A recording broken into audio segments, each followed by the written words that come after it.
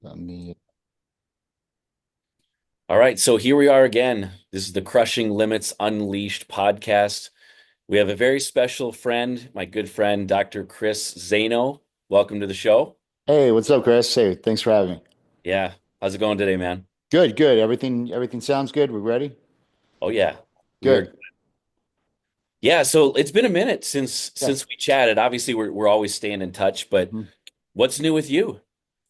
I know everything's great, man. I mean, what's cool for me is, at 48, to think that I'd be having a little girl on the way in June, I would have never guessed it. So, I mean, I know how it happened, but that was quite a journey, Chris. So just think like, got divorced like 6, 7 years ago. I have two boys right now. One's 18, one's 12. And then I was just going to live like George Clooney the rest of my life, just be single. And then maybe when I'm 70, like I'll settle down. And then Monique Gant enters in my life a couple years ago. And so, like she's 33. So what came with this, she's like, I want to have children. And this is kind of good with this podcast because I'm thinking along this, never even planned about talking about this, but the journey I went through was a lot of pressure. So as a man at 47 at that time, now Monique wants a baby, and I felt I could give her everything but the baby.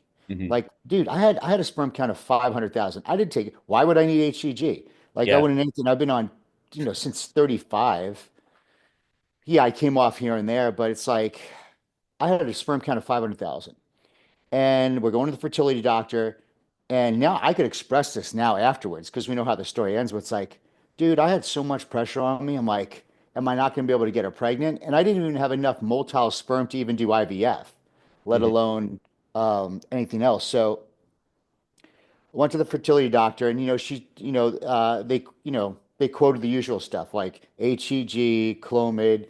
We're looking at a couple thousand. If you're going through them, a couple thousand. So Right. I did my own brew research and, got some HMG from Turkey. When I went there, good HCG. Did the Clomid, but like I never took Clomid more than 2 weeks. Dude, that shit made me crazy. So I had to stop that. And then I eventually just had to come off test altogether. I try to keep some in, and I have all the documents. It went from 500,000 sperm count, nothing moving, then like to 2 million. She's like, you need to be at 32 million. I'm like, this is crazy. And I Mhm. had just gotten enough for 6 months. So 2 months go by, 3 months go by. She's not getting pregnant. And her cycles are normal. And then I was approaching that last month. And I didn't realize when I was putting my journey online, so many men were coming out. And the typical thing was a guy who was on gear and wanted to get his girlfriend or wife pregnant, or a man who he's on his second marriage or third, she's much younger, like can't get it going.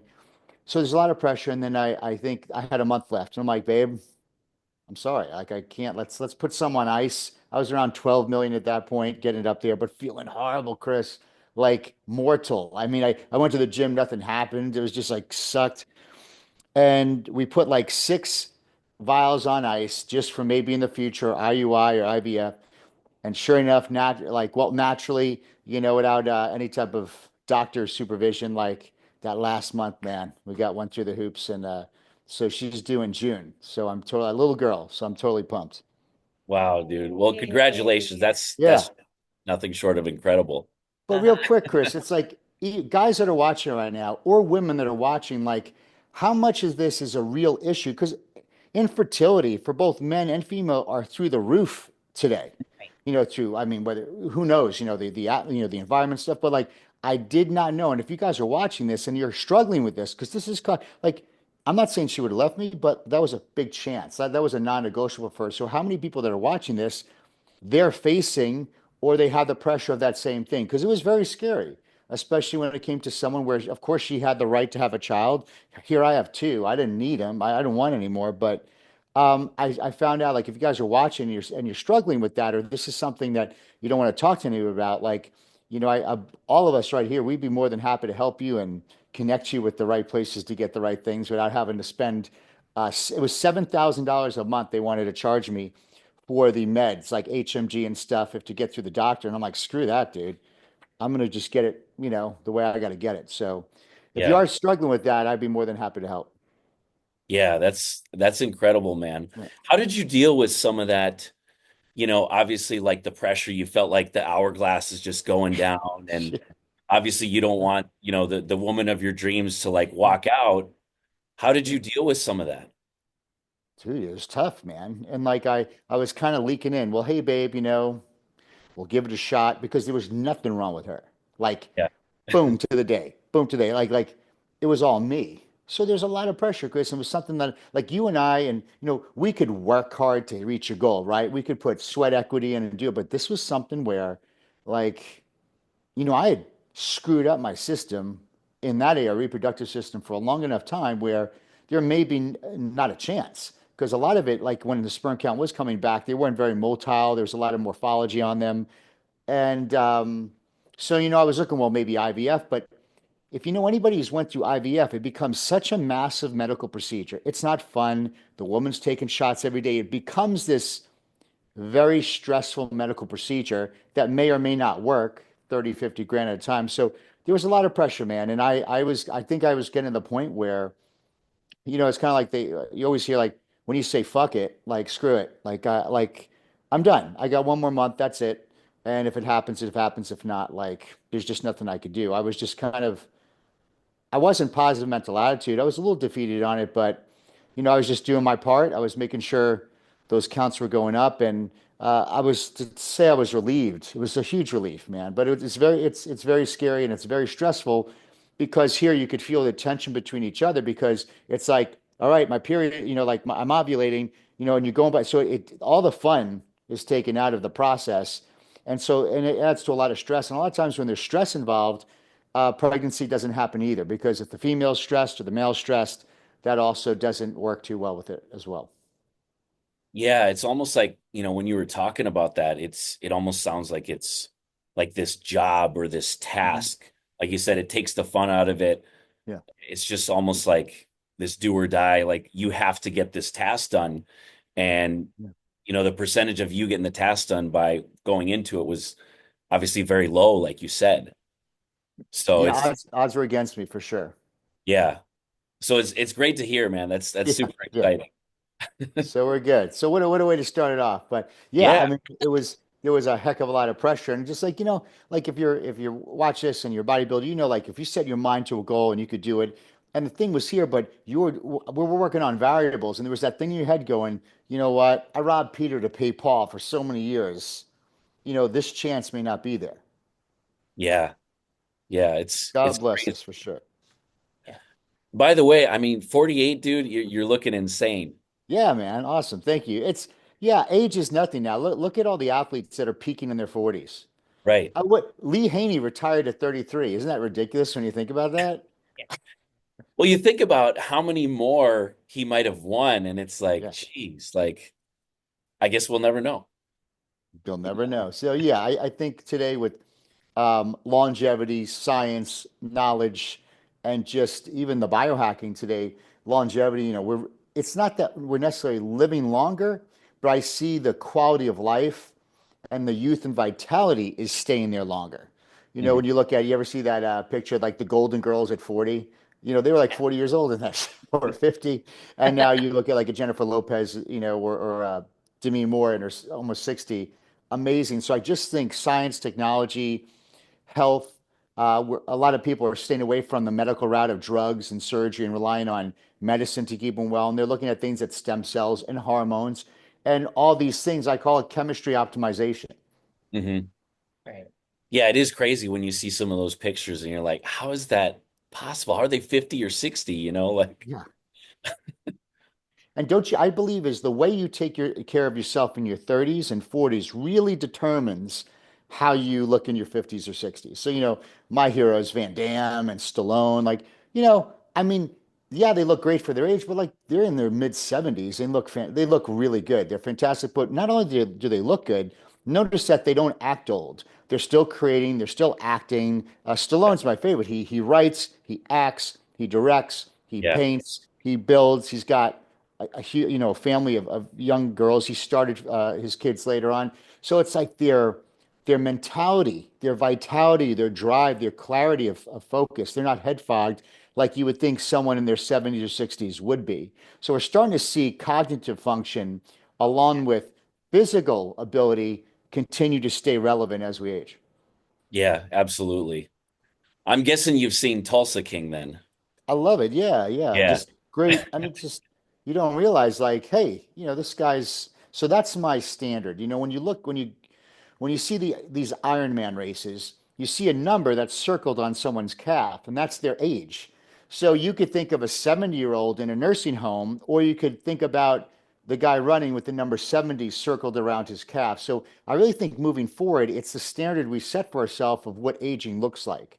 You know, Mhm. um, you know, and I think all of us today we will not fight it. I don't think it's about fighting age. I think it's about aging in the optimal way possible. And especially now that hormones are on taboo and now we have peptides and all these other things, stem cells, it's making a huge difference.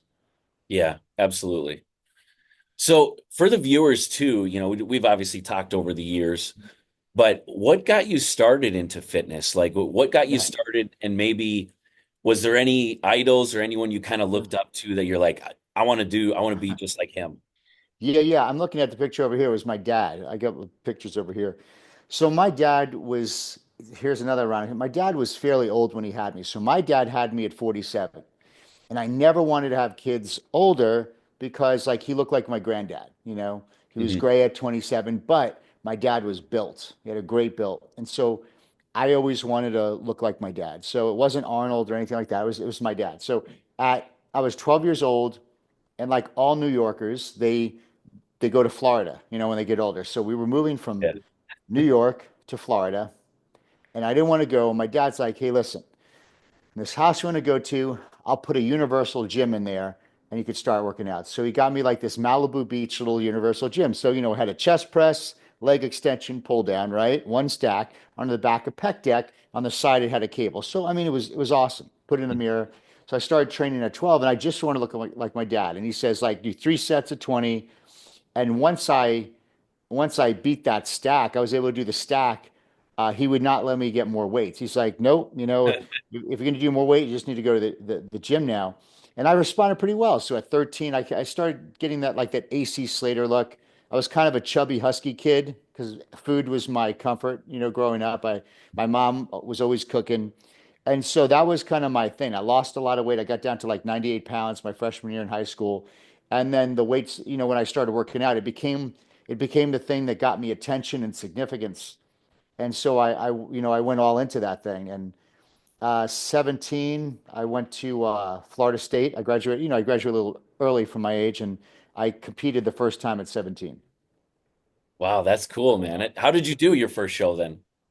So I did the junior Florida. So they Okay. had levels. So it was a level 3 in Florida. So I think level 3 was like state, level 4 was national, then level 5. No, level 5 was national, level 4 was state, level 3 was regional. So I did the junior Florida and I did the open. Now the only reason why I did is because I got up to like 220, but I mean, I was just a waterlock, just bloated. And so because I was more of an endomorph, and so the only way I was going to get lean was if I had to, diet down. So I dieted down. I did the middle weights. I was like 168, and I got second.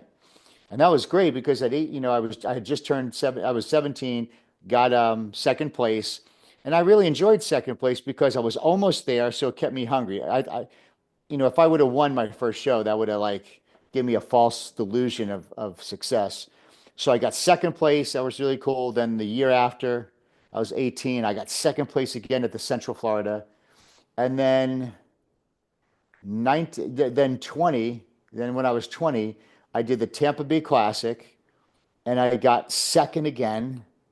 Then I did the Mid Florida, and I won the middle eight, won the overall, and then yeah, then I did it, like Muscle Mania. I did Mr. America when I was 21, so that's when things kind of took off.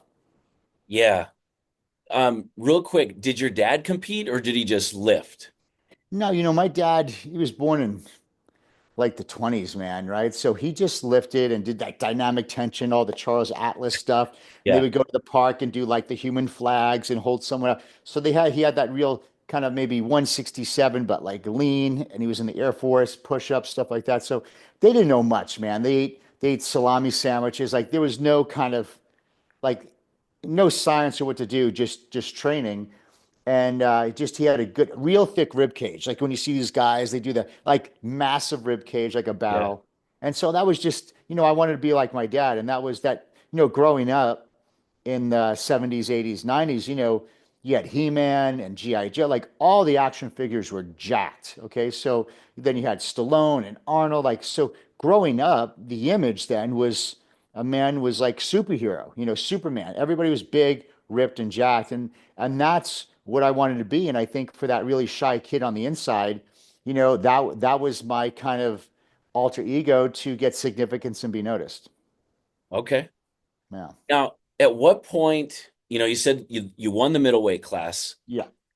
At what point did the dream kind of surface where you're like, hey, maybe I can be a professional at this? Yeah. So 1998, did the Mr. America. I was 21, won that. Then my dad passed away. So that was brutal. So I Hmm. said, okay. So I was clean all the way up to that point Yep. because I was like, like a middleweight. And then, so I said, all right. So I took the little bit of cash I had.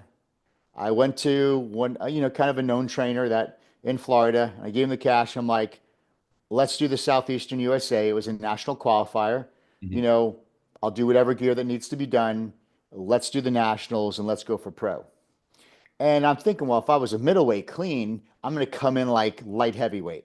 Yeah. Dude, I got so sick and so stressed during the diet and overworked and over cardio. I weighed in, I was peeled, like striated glutes, like nasty looking, but flat, like super peeled, but like so much volume was gone. I was like 156. Oh, wow. And I won the Southeastern USA, but I mean, I almost passed out. I did the week of aldactone. It was just Hmm. not good. And it was like me mourning for my dad. So it came from just a really bad place. And I remember on stage just almost passing out and cramping, like, what the hell did I do? And then I kind of just hung it up. I won the Southeast and I was going to go to the Nationals, but I couldn't keep my weight down. I went right at like just eating diet food. I just couldn't stay under 170. He's like, take more diuretics to get into lightweight, and I just couldn't. So went into a massive depression. Started partying. Get like that's when my life went a little haywire. I was just a personal trainer. I lived for the weekends. Hmm. Started doing some recreational drugs. Kind of like this shy kid. Like I started utilizing, other means. I had a phase, and that's when I entered into my phase. And I didn't compete, dude. Then I got sick. Then I got ulcerative colitis when I was 25. Hmm. And for me, going through that ulcerative colitis, and we can get more into it, um, a week away from surgery, for me, someone introduced me to a chiropractor, and in 7 months, that's kind of what did it for me. And then I went back to school to become a chiropractor and rocked that. I rocked that profession. And then we're talking like 2015, 2016. One of my associates was doing a physique show. And I looked at him. I was eating raw, Chris. At this time, I went. I did this raw phase. I Like remember because we were talking. yeah, Yeah. I just fucking ate raw. Yeah. And I was like 150 something pounds, but raw. But I felt amazing. I had one egg yolk. I had to add an egg yolk because I didn't have any cholesterol. I just needed that for hormones. So I saw him. I'm like, man, I wonder if I still got it in me because I was feeling good again. My joints were feeling good. So I just added some protein, and I did the Europa in Dallas. I did Right. the middleweight and masters and won those all. And then I did masters nationals and got second. Yep. And that's when I remember there, because the guy I had, it was just pure and zero carbs, 2 hours of cardio a day, and one carb meal a week. Then I remember when I was at the Masters Nationals, I called up John Meadows, and I'm like, dude, I want you to train me. He's like, what are you doing now? I'm like, oh, I'm about to step on stage, but I'm just saying, starting Monday, like, I want you, because I saw all of his athletes, he would put what they ate. They ate carbs, like, he Mhm. fed them. And so I got second at the Masters Nationals. Then 10 months later, I stepped on stage 198 at the Team U. won the Masters 35, got the pro card. Then a week later, did the Charlotte Europa Pro 212, Yep. and I just didn't want to get last place, and I got 12th out of 13, and I'll take it. And that was my career.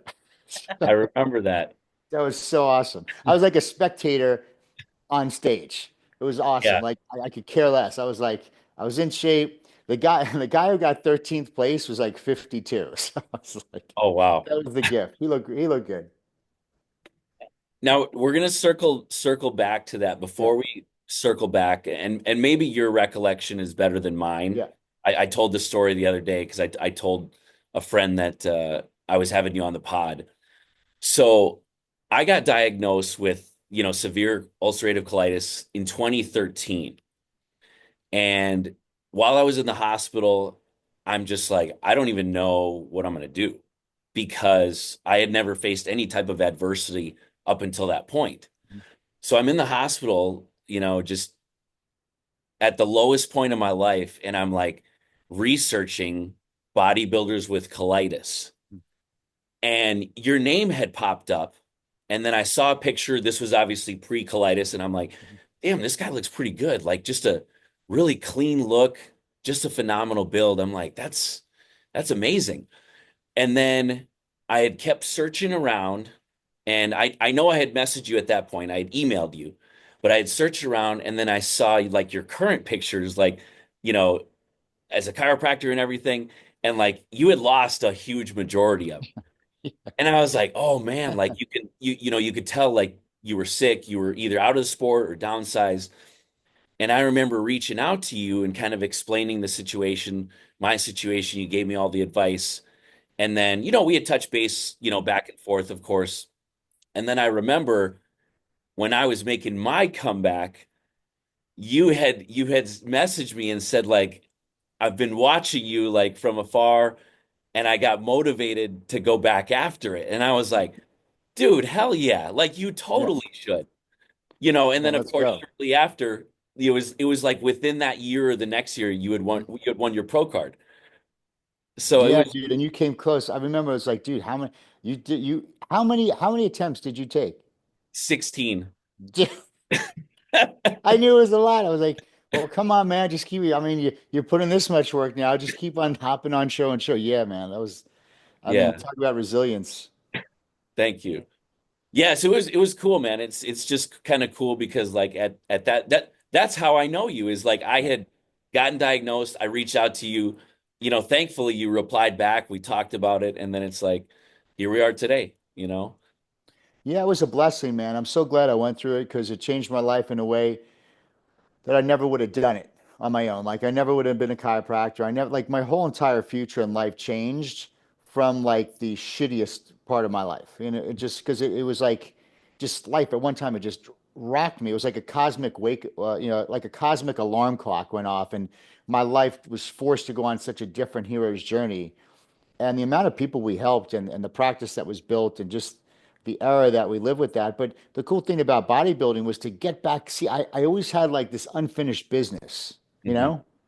It's always here, man. I never had closure with that because it was what I loved. It was my identity, you know? I mean, I remember when I had colitis, I was a week away from surgery. And that's when magazines, when you did a shoot, they would take months to come out, right? So Yeah, like 1 or 2 years before. So I remember, sick and, just you're stripped. You know how it is, Chris. You're stripped of like your character. Like yeah, this is who I am. I'm stripped of this. And then you're at the grocery store and you see your shit on the cover of a magazine. And it was just like life felt so unfair, right? Because you and we weren't eating Sonic every day and drinking and smoking. Like, I would be like, what the hell? Like I was so mad and confused, but I knew that if I didn't go through that journey and I didn't get to the other side where I could just share my story and all the beautiful blessings that came out of that, I wouldn't nearly have the life I have today. So, you know, I I think the difference between me and a lot of other people is someone got to me before I started doing the harder drugs for hmm, colitis. Um, I did like one infusion of Remicade, but I didn't really get onto those big drugs. They just want to take out the colon right away. So I think the fact that I didn't really have a lot of those meds in me, besides the prednisones and stuff like that, my body was able to kind of slowly but surely, miracle itself out of it. But I see a lot of times when if I was to be on those drugs and infusions a long time, it just makes it a little bit more difficult and difficult to get that full remission and healing, Hmm. That you makes know? sense. Yeah. Now, circling back to the pro debut, I believe it was a week after, if I Yeah. remember. Hmm. So, because I had talked to you, obviously congratulated you. You told me you're doing the Charlotte, and I was like, Yeah. that's great. You're already in shape. Why not, right? Well, I mean, why would you wait a year? Yeah, You kidding me? I'm 30 grand into this show, 20 grand in. Let's go. right. You know? So, what made you decide this is the last show? Like, what was it? Or did you know going into it, or did you decide after? No, I knew going in. Mhm. I was so excited, man. I knew going in, I just don't want to get last place. Yeah, And there it is, man. That was it. Like those guys were they were so dense. Like you could each cut, like, they just have blobs of muscle hanging off them. It was great. And I knew right there, I mean, they're like, yeah, well, why don't you just try some, like, not so deep shows, like do like the Hawaiian Pro, or there's a couple smaller shows. I'm like, nah, man, I want to be competitive, you know? yeah, And, I wasn't, I just, because at this time I still had a thriving business. See, what I did was literally batshit crazy to everybody around me. They're like, you have children, you have a successful practice. Like, what are you trying to prove? I'm like, I'm trying to prove something to myself. yeah, And I'm not doing this for anyone. Like, don't worry, you're not going to know what I'm doing. I'll wake up, I'll do my cardio, I'll cook all my food. No one's going to know. You're just going to know that I have tan on when it's the day of the show. And I did that. I kept my word, and I appreciated having a busy life to take my mind off the show. So I just did what I had to do. But man, that was to prove something to myself. And, I mean, the fact that I was able to stand on stage, Chris, some people, they bodybuild their entire life and they never win. hmm They never get a trophy, let alone an overall. Like they never win, and they could go their whole career without it. So, I'm so blessed that's like not only did I have a win, but to experience that. So that was what, Chris, it was like in Rocky, like the beast in the cage thing. It's yeah, like, we're done. I put it on out, but I love the process. But every year, and then I worked for John for six, until he passed away. I was with him for 6 years, and every year we'd put on some weight. And October 1st was always my show, meaning that I would shred down. I mean, like I said, you dieted me down till we have lines in our ass. yeah, And I would do a photo shoot or I would go see him and we would do videos. So October 1st, every year after that was my show date. And it was yeah, so cool because we didn't have the stress of having to be at the show. We could experiment. I experimented, with drugs differently. We tried, doing more cardio or less cardio. So it's so cool that it's like there wasn't a show and judges I had to appear for. So that's when I really got to learn my body, and I looked way better than I did at any show I ever did. Because you ever like get ready for a show, you're like, well, maybe we should try that, or maybe we should like we didn't want to. We just wanted to kind of like stay on the plan. But understanding and seeing how the body does, I mean, right before he passed, I was bulletproof, man. Like, wasn't doing cardio like you. I didn't do it, and I was just so dialed in, and because he just knew my body, working with me for 6 years. yeah. That's awesome, man. I love the shoot idea too, because that's something that we do. Mhm. Um, she's Yeah, obviously done a bunch of pro shows, but yeah, like we're always trying to diet at some point in the year to just promote the business, get a photo shoot done for ourselves, and yeah. just keep accountable. Yeah, and you feel good. It's great. You love the journey, you enjoy it. And then when you do it by yourselves, you still have your date night. You know what Hmm. I mean? It's like there's something about having that stress and pressure of a show that I think makes you look shittier. But the fact is you could still have your date nights. Yeah, And like I didn't binge or anything because it's like I don't have to be doing this. I like my kids, my son would be like, Daddy, don't you want pizza? I'm like, of course I would like pizza. But daddy chooses not to have it right now. It's going against one of his goals. But I knew that I could have whatever I want. So I came from such a place of power because I'm like, I choose not to have that because daddy's doing a little goal. But like, if it's a day and, John's like, hey, add 200 carbs, then, we'll have fun and do something like that. But I never felt the pressure of the show. And I loved getting ready for October. And yeah, I would do photo shoots. I would go on vacations because I'm still an insecure, I had a physical insecurity growing up. So it's like, of course I like taking my shirt off at a pool when I'm, 6%. Way better. And even when we do look good, let's say we're 10%, Chris, but in our heads, we're a little self-confident, self-conscious because we're used to what 6% or 5% looks like. So, of course, I'm more confident. I perform better at work. I'm Yeah. sharper. I mean, everything's dialed in. I think for both of you, it's an amazing thing. You take pictures because here's the thing: there's going to come a day when the body just doesn't perform or look the way it kind of used to. We have to admit it. Like I've seen 70-year-olds look good, but they don't look like us good, in our Yeah. 40s or 30s, right? So it's just like there comes a day. So when you can do it, I think doing, like you say, it's especially for you guys, it's great for your business. But I help men, very successful men. Like that's kind of my thing, just high executives, because they're coming to me learning how to add another zero to their business. And I go right to the body. Like, whoa, what? I go, because you're so successful in this area, but you're such a shit show in your body. I guarantee if we work on the body, not only will you function better, your mind will be sharper, you'll be more confident, then you bring a whole different vibration to work and watch your account go. So sure enough, they never knew that the body was really the key to get them to that extra zero, not some new business technique. Yeah, that's so spot on, Chris. Like, she knows, we've been together for so long. It's like all my highest record sales months have, been like in the deepest part of prep Yeah. when you're just everything is locked in. You're just your schedule, your sleep, your stress, but it's Mhm. just like that's when you perform best. Yeah, so why do I want to feel sluggish and like insulin overloaded and tired and, pale?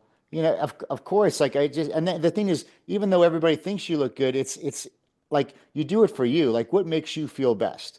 What allows me to show up for my wife the best, at work the best, to be the best dad? So whatever that is, you owe it yourself to do it, and that's why I always did those every year. Like, let's get, October, let's dial it in, let's dial it in. And then I got to the point where I wouldn't even go for like a bulk season anymore because I'm like, this is just worthless to me.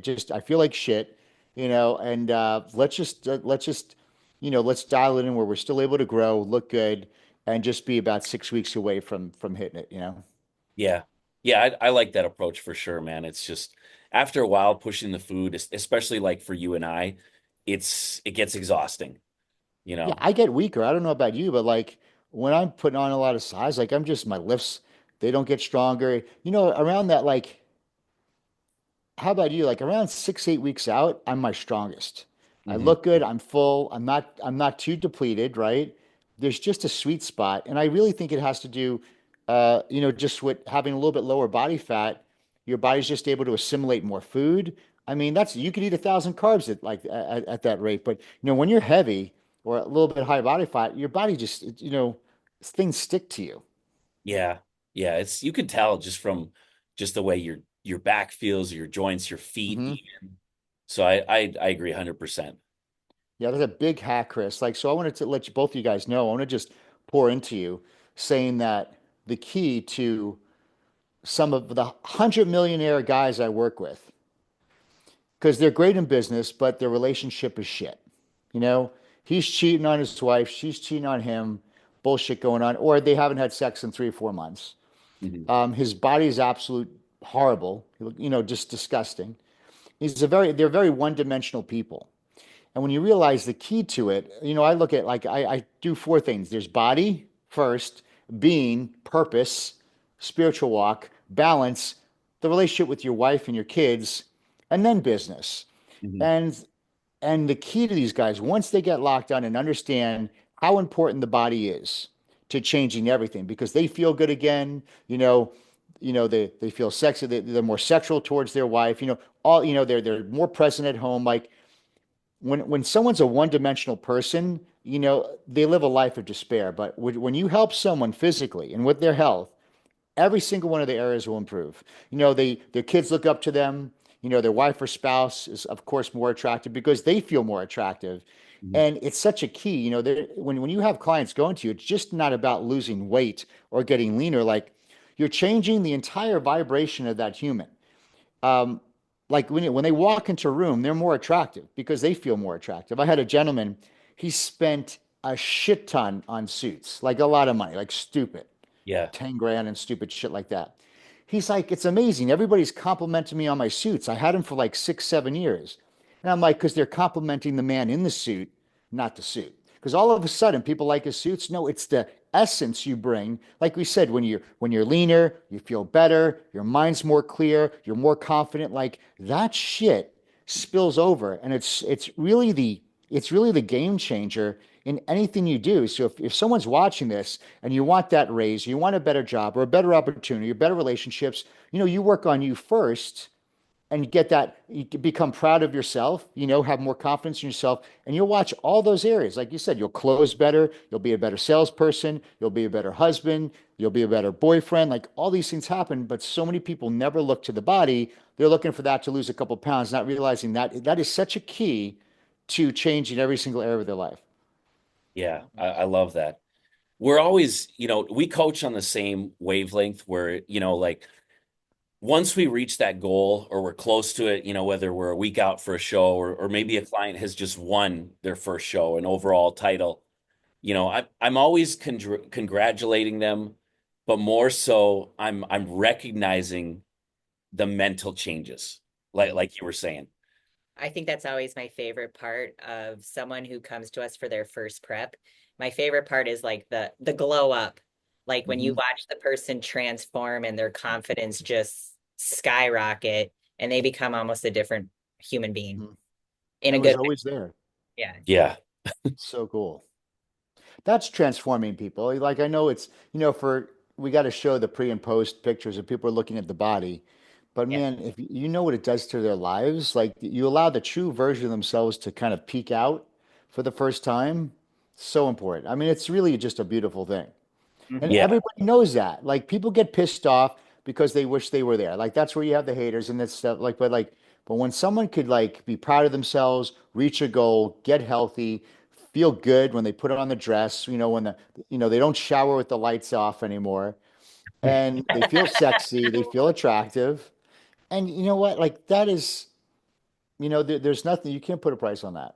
No, no way. And you accomplish something that most people can't do. You do something hard. Yeah. Yeah. Oh, it's hard and it's mundane and it's boring and it's unsexy. And that's the cool thing. And that really is the definition of success. It's the persistence. It's willing to do what someone's not willing to do over a longer, persistent period of time. Mhm. Yeah. So I want to hear more on the public speaking because obviously, we've been friends for a long Yeah. time and I obviously follow you and I saw the public speaking and I'm like, wow, that is so cool. Yeah. Like Chris's public speaking, like that is amazing. How does someone get into that? How did you get into that? What was your Yeah. first speaking event? So when I got into practice, so I was always the shy kid. My brother called me Mouse because I just really didn't, I would just kind of mumble and not say stuff. And when I got into practice, I would be invited or I could sign up to do lectures. And that's what I did. I was lectures. I would stand behind a podium. I would have a lot of PowerPoints, a lot of blinky, shiny objects. I would have a book that said research, but all it was my talk written down, like the script of it. So I would stand there very sterile and orate it. It was very like that type of Yeah. teaching, and people would do a golf clap and I wouldn't get any new patients. It was just like a speaker, very sterile. Yep. So one day here in the Woodlands, Texas, one of my patients was like, "Hey, listen, can you speak at the Rotary this Thursday?" Our speaker had to cancel, Mhm. and I'm like, I'll always say yes to things. So I'm like, okay. Then I got scared because I had imposter syndrome. So what Mhm. imposter syndrome is a person who walks into the room and you feel you don't belong there. So I'm Yeah. like, in Houston, there's a lot of big oil guys, there's a lot of orthopedic surgeons, there's a lot of like high wealth individual people. So I start getting scared. I start getting in my head. And I'm like, how am I going to impress them? How am I going to? So I'm so worried about impressing them and doing all this bullshit. I forgot all my shit. I forgot my PowerPoint, my zip drive. my book, so I forgot all my crutches. Oh man. And so I was sitting in the car. It's July. It's fucking so hot. It's like 108 degrees, and I'm gonna flake. I'm like, yeah, I'm just gonna get the hell out of here. And then something, and then something in my heart was like, you know what? No one could call bullshit on your story. So I was like, that's right. Like no one could say my story. Like no one could do my story better than me. Right. So I was like, because it's my story. So I went in there and I told them my ulcerative colitis story. Yeah. Hey, in 1990, like I just told them my story, just like we're talking now, Hmm. and taught them that, told my journey. That was the first time I got a standing ovation.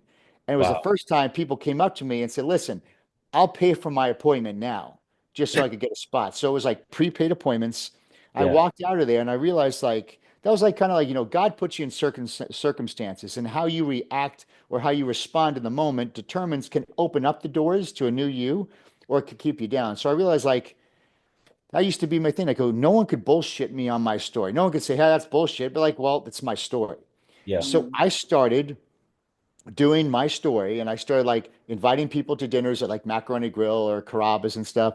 And I just told that story like every week, every other week. And that's the reason we built the largest clinic in the world. We saw like over 2,800 people a week, which is ridiculous. It was all because of that one move. So I got really good at the one move. And as I did that story, Chris, the more I spoke about my colitis and stuff, I realized that it was very healing because I was like, it was never mine. It was just an experience I went through.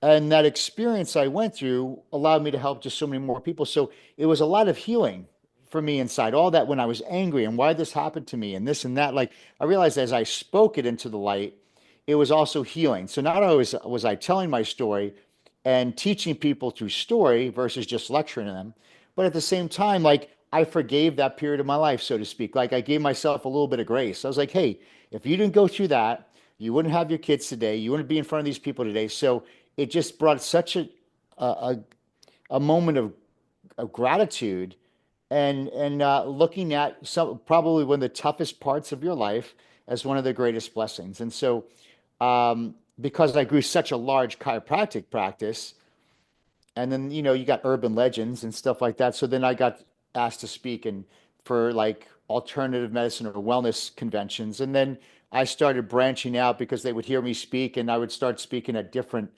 non-medically or non-wellness related, conferences. And then, it just kind of growing from there. And I built confidence in that because everybody watching this, you have a vehicle of influence.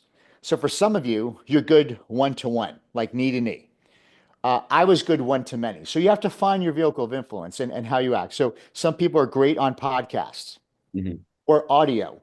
You're great, or you're great writers. You're amazing writing, or you're great on video, or you're great, great live. So find your vehicle of influence, and that's the vehicle you use to tell your message, or write your message, or speak your message. And through there, like I tell people, like once you could teach people through story, that's always been what I've seen the most successful way to build trust, people to let their guard down, and to lead people where it needed to go. So it just kept on building because I built confidence knowing like, I am here. I'm a teacher, I'm a speaker, and I'm a coach. So that's my three things. So when I have an opportunity or a position in my life, I have to line it up.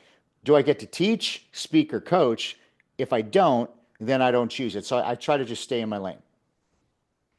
Yeah, that's just phenomenal, man. And it's you. It's completely authentic. Yeah. So it wasn't anything that you like had to type up or, this script. It was just it's literally just your story. Hmm. Yeah, and just real quick, like, so I do, well, the men's coaching's easy because it just my life as a 40-year-old, like that's it. So I attract men that are 40 years old, they're losing their body, they're trying to stay in shape, their hormones are out of whack, their sexual fitness goes down. Some guys can't get it up, they're taking drugs to keep it up. Hey, so like I attract me, I attract someone that I could talk to. My mom had neuropathy, right? So I do online neuropathy courses online all over the world. So because I could tell this, I could tell my mom's story, but as I'm telling the story, I could then teach the principles that we do. So when you could engulf your teaching in a story, number one, people pay attention, and two, everybody loves a Rocky story, like the hero's journey. Everybody likes it because the brain's searching for a closure.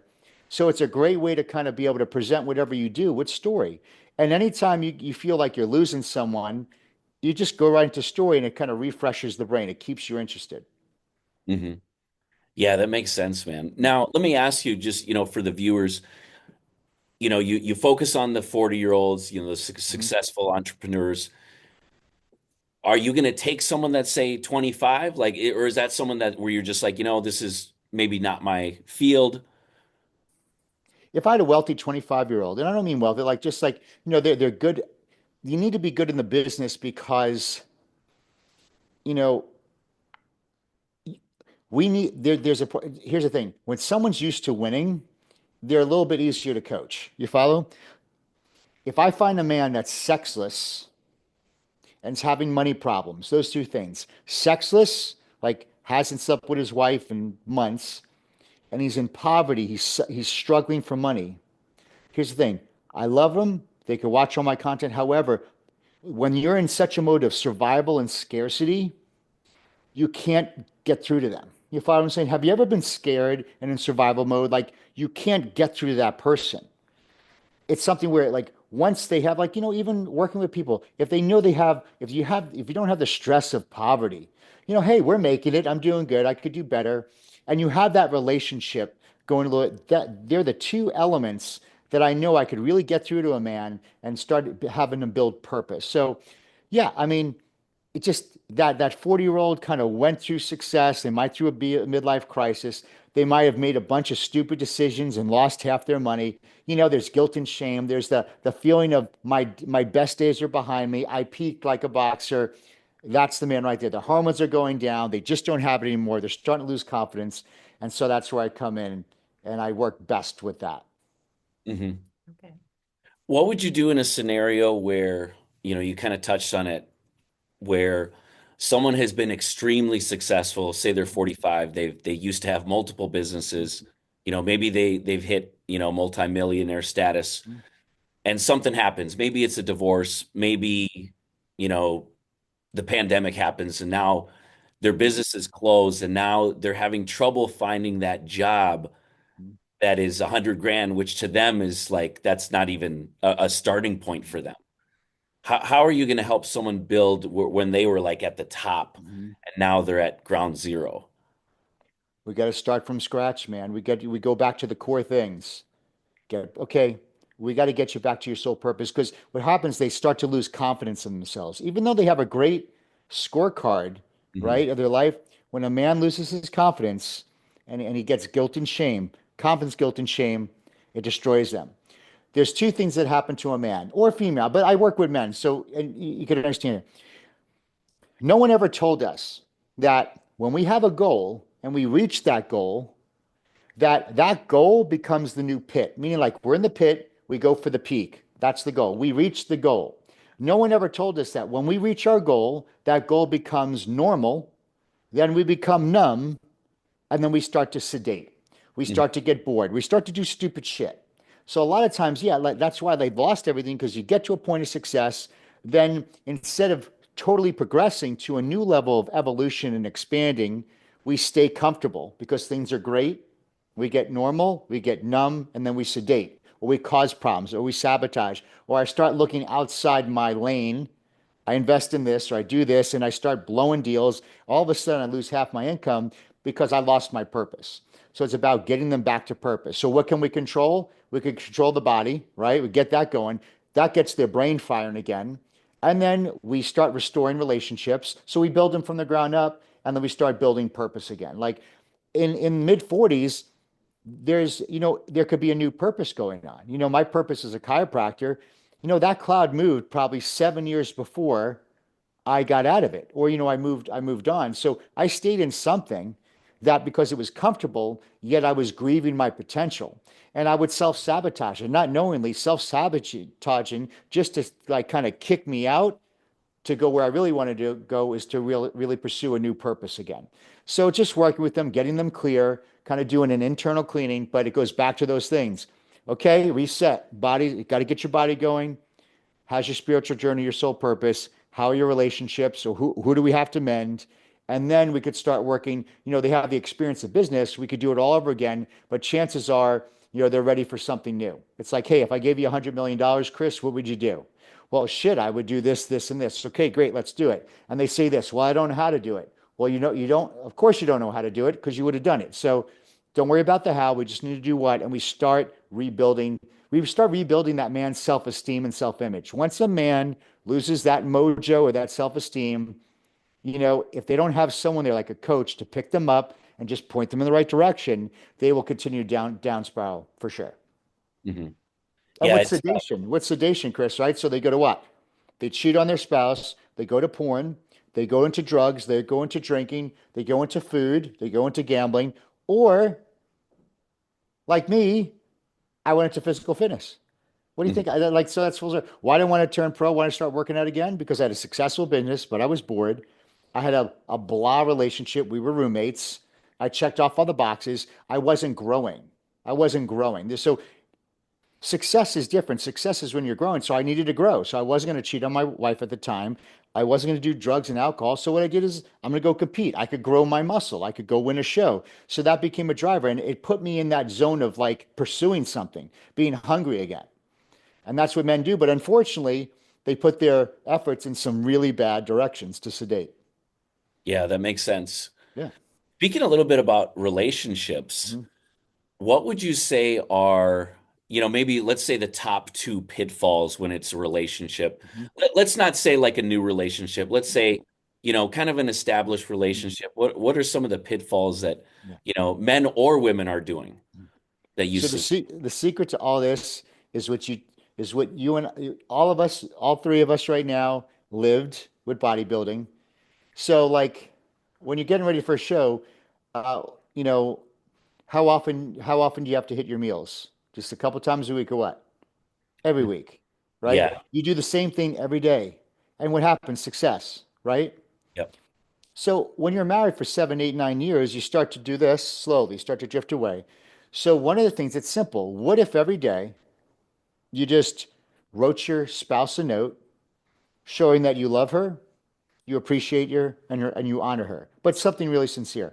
If I did that every single day, would we have a better relationship than if I didn't? Oh, absolutely. Every day. So imagine people go 7 years without that.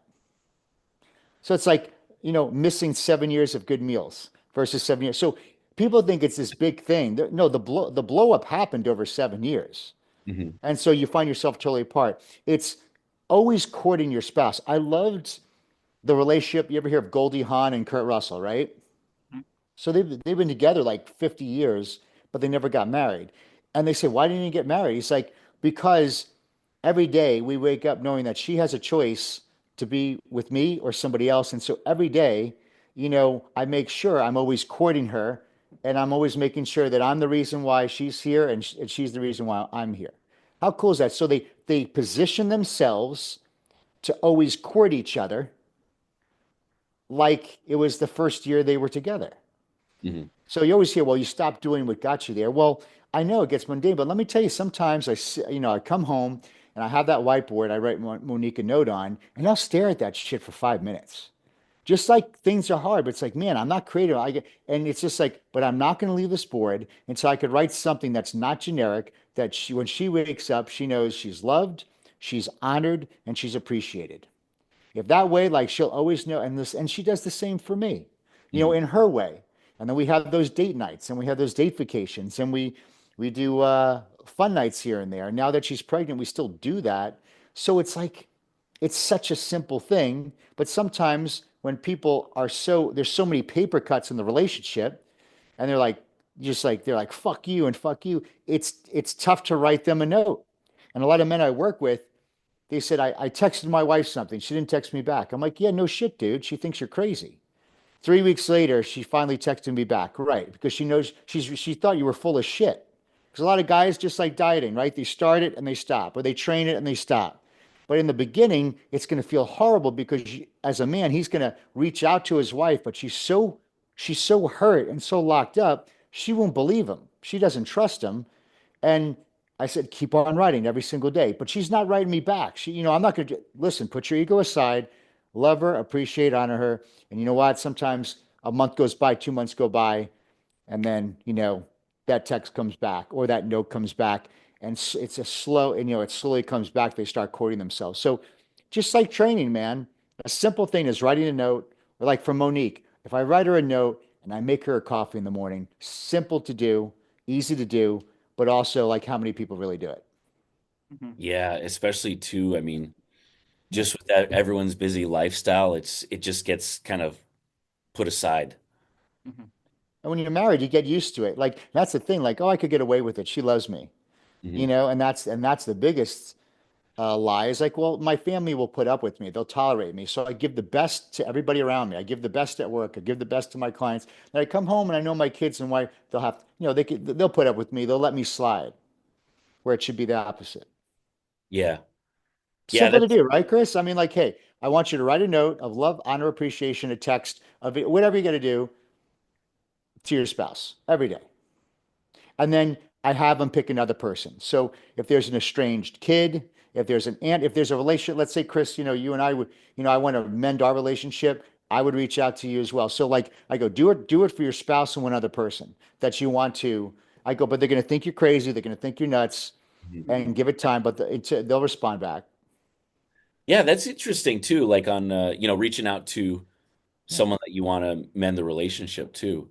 I mean, Yeah. I think that just kind of in itself, especially from a male standpoint, it's hard to do for a lot of people to kind of like apologize and say, "Hey, like that was my fault," you know. Mhm. Chris, imagine texting someone every single day and they don't respond back. Like, what day you're going to be like, fuck them? I mean, a week, right?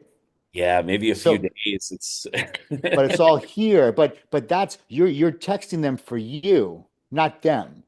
So Mhm. a week into it, when you start to feel your body be like, you know what, I'm going out of my listen. This is for you as much as it is for them. You continue to do it. So, my 18-year-old Justice, it's been since 2020, January 2024, and no, haven't spoken to him. Nothing. He won't connect with me. He won't contact me. He made a bunch of bad choices. Mhm. Hasn't been to school. Drives his mom crazy. I text him every freaking day. Every day. I could show you my phone. You'll see text and text. Why? Because it's going to be someday where he responds back. So he hasn't responded yet? No. Okay. How long has it been? A year and 4 months. Wow. I mean, that's diligence right there. I mean, you're Yeah. Well, I like, mean, well, he's my kid, so yeah. he made a lot. He played tennis, and just like we are with bodybuilding, he had his thing. Hmm. Some men need the thing. So we have bodybuilding, right? That's why like when we got sick, Chris, it was like the worst thing. So he had tennis, so he had that drive where like he was never satisfied. It was just this weird, frustrating that we all love, right?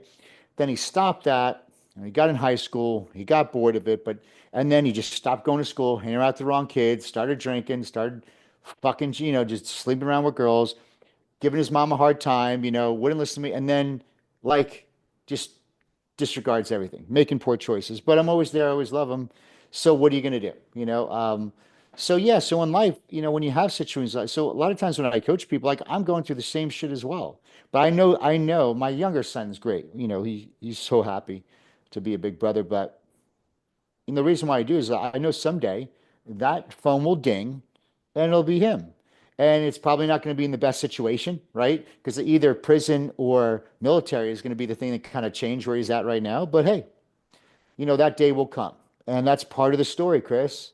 Right. I mean, it's a better story to say I tested him for a week, or hey, listen, I texted him every day for 2 years and he finally came back. So, Yeah. I'm with you. I believe he will too. oh, I know he will. Yeah. I know he will. And it Yeah. just like, but I was never like that as a kid. I freaking love my dad. I love my parents. I like, I never, I never knew you couldn't go to school more than five. Like if I missed 5 days of school, I was kicked out. So in Utah, like there's no teeth there. It's like you miss school, you pass classes. It's like they'll let you walk. It's like, dude, what's going on here? It's like, so yeah, I mean, I wasn't raised that way. I didn't raise them that way, but he chose his path. Yeah. I totally get it. Well, this has been great, man. I appreciate you coming on. Yeah. Of course, where can people reach out to you, whether it's to hire you for fitness, Mhm. coaching, Yeah. entrepreneurship? How can they get a hold of you? I just go to Instagram at Dr. Zaino. I'll answer all my messages there. It's just an easy place to do it. And then yeah, just message me and we go from there. Any questions you have on anything, I'm there for you. Fantastic, man. Well, we really appreciate you coming on, man. Yeah.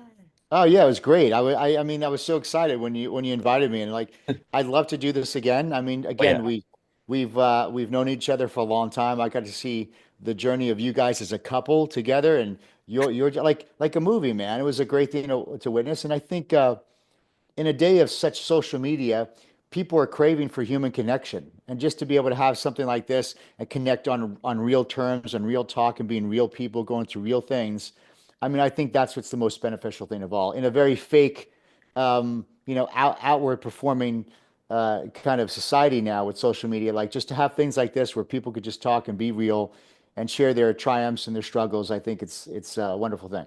And I appreciate you guys for that. absolutely, man. We will definitely have you on again. Yes. All right. All right, man. Well, we will see you next time we are out. All right, guys. Have a great day. Thank you. See you, bud. Bye.